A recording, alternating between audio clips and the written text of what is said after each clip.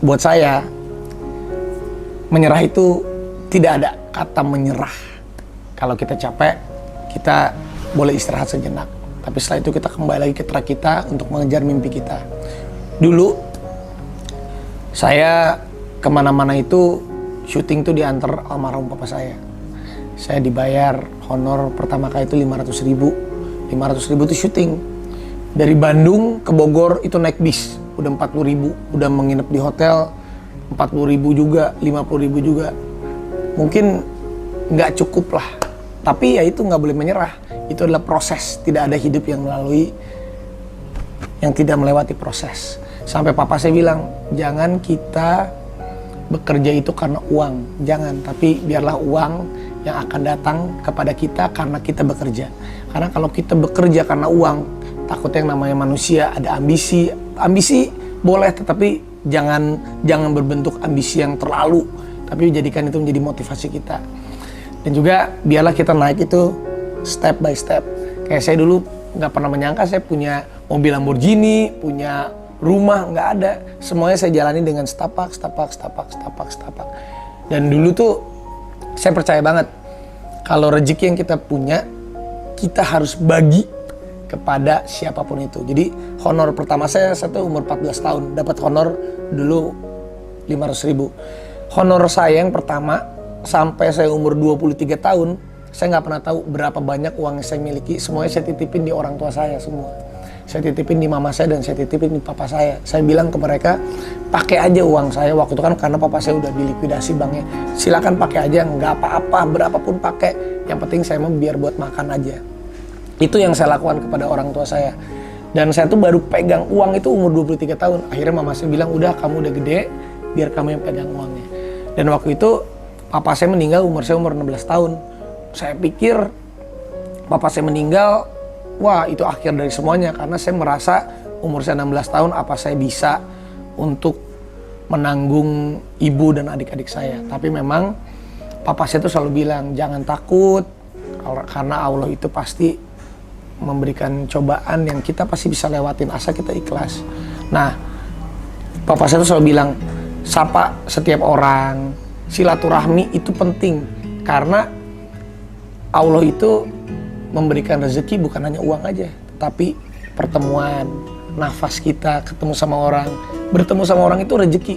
Ya alhamdulillah kita dikasih umur panjang. Jadi papa saya tuh selalu bilang, kalau saya tuh pokoknya kalau ada orang dia nggak ngeliat aja bisa saya sapa duluan, bro, bisa begitu. Karena itu ajaran dari papa saya tuh, itu adalah sumber rezeki kita.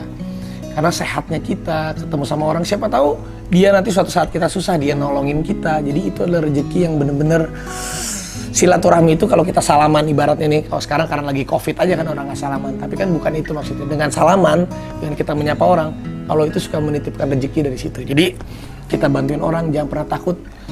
Pasti Allah itu akan memberikan rezeki yang luar biasa sama kita asal kita ikhlas. Jadi itu sih sedikit yang saya bisa sharing sama kalian. Yang paling pertama, kita jangan pernah menyerah guys. Kalau menyerah itu, kalau kita udah menutup mata, baru kita menyerah dalam kehidupan ini. Kalau capek, manusiawi, biar kita beristirahat. Yang ketiga, silaturahmi itu penting. Sangat penting sekali. Membantu orang, sedekah, berbagi, itu sangat penting. Jangan pernah takut uang kita atau tenaga kita habis untuk membantu orang lain. Jadi intinya bersyukur sih, itu paling penting. Karena kadang kita suka lupa gitu. Bersyukur, saya setiap percaya nggak percaya ya, saya setiap mau tidur tuh, saya tuh kan orangnya nggak bisa langsung tidur. Pasti 5 menit 10 menit itu suka bicara sama diri sendiri. Refleksinya saya juga selalu begitu nih. Jadi kadang saya suka terima kasih itu ngucapin, saya sebelum tidur suka ngucapin terima kasih sama apa yang saya lalui dengan hari ini. Contohnya, saya juga suka kadang tuh kita suka lupa loh sama tangan kita, sama organ-organ kita tuh. Kebayang nggak kalau salah satu panca indera kita amit-amit ya, misalnya kenapa-napa, aduh, makanya kadang saya suka ngomong, aduh ya Allah mudah-mudahan mata saya, tangan saya, kaki saya, otak saya, semuanya masih bisa berjalan dengan baik, sehingga saya tuh bisa melakukan yang terbaik. Kadang kan juga kita suka lupa gitu, aduh kalau misalnya suatu saat amit-amit nih, ini aja kita nih, saya aja kemarin main bola, tangan saya nih sakit nih. Terus kadang kita abis ngapain misalnya kaki kita kenapa, itu kan menghambat kita dalam bekerja. Makanya dalam hal kecil kita harus bersyukur, terutama tuh sama diri kita sendiri. Bukan diri kita sendirinya, kita juga harus bisa syukuri semua apa yang ada di dalam diri kita.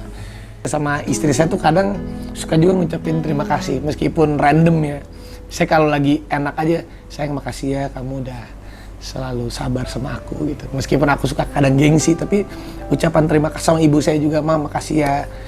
Jadi kita harus bisa mengucapkan terima kasih kepada lingkungan kita, diri kita, yang memang dengan kita bisa berterima kasih itu kita bisa menghargai orang-orang yang sudah membuat kita menjadi seperti ini.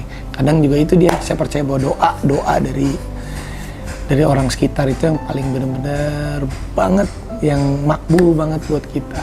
Jadi yang paling pertama kita harus bersyukur, kita harus jangan lupa juga mengucapkan terima kasih. Yang paling penting pasti kepada Allah Subhanahu Wa Taala dan juga kepada semua yang ada di tempat kita. Jadi percaya atau nggak percaya, kita itu tidak bisa sukses karena sendiri. Kita itu nggak bisa hidup sendiri.